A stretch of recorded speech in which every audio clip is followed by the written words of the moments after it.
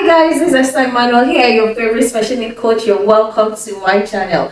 Now today we're going to start on this note, right? I had a discussion with someone and then she mentioned to me that she's concerned about her child. She's been noticing some developmental delays and so she decided to go for an assessment. Now, she couldn't wrap her head around what the doctor mentioned as the issue.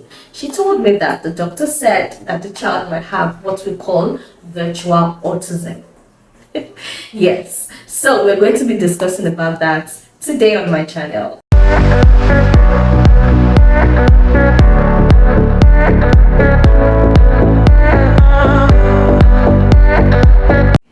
So till today, scientists have not been able to come up with the cause of autism spectrum disorder. But of course, we know what autism is, right? Autism is a significant challenges in social communication and behavior pattern of any person that is diagnosed with autism.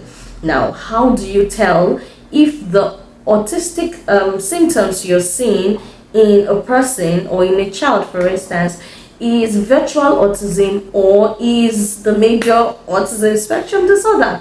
How do we tell?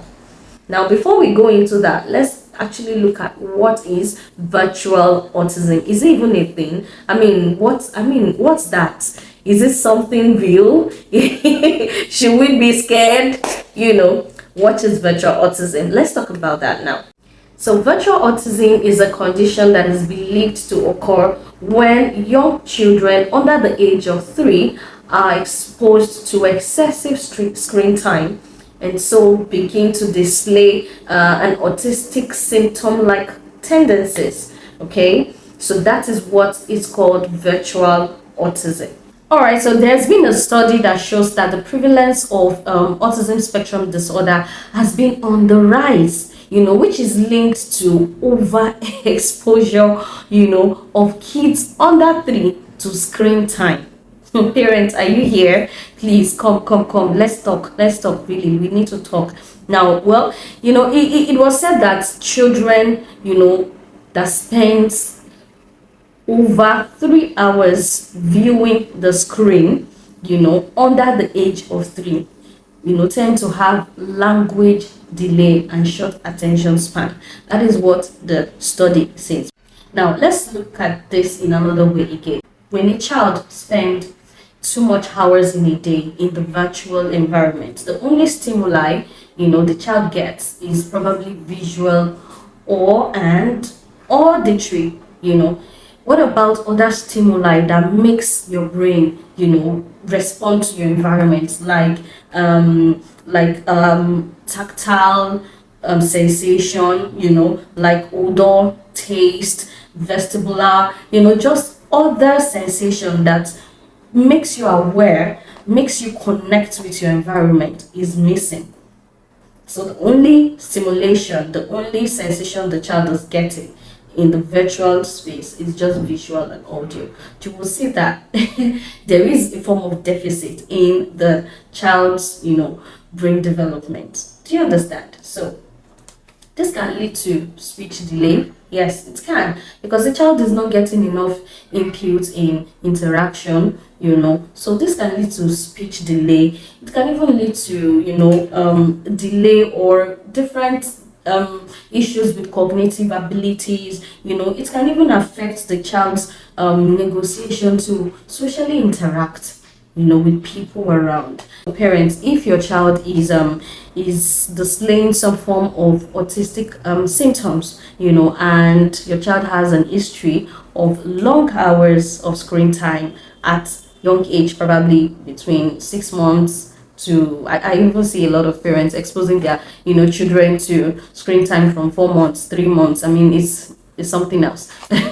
But then they leave it for hours, and it's even bad now that we have different gadgets. We have very big plasma TV in our homes, we have phones, we have tablets, we have iPhones, we have iPad, we have different gadgets all around us, and so it's from one thing to another. If you notice that your child is displaying some autistic symptoms and your child has an history of long hours on the screen time, it might be or it could be virtual autism. Now, I know the question you're going to ask me now is, can virtual autism be cured? Is there a solution for it? Now, I would even say prevent it in the first place before you start looking for a solution. But if you have already started noticing that your child is displaying some autistic tendency and has an history of screen time, what you need to do is to immediately withdraw the screen time. Withdraw it. I mean, take it out.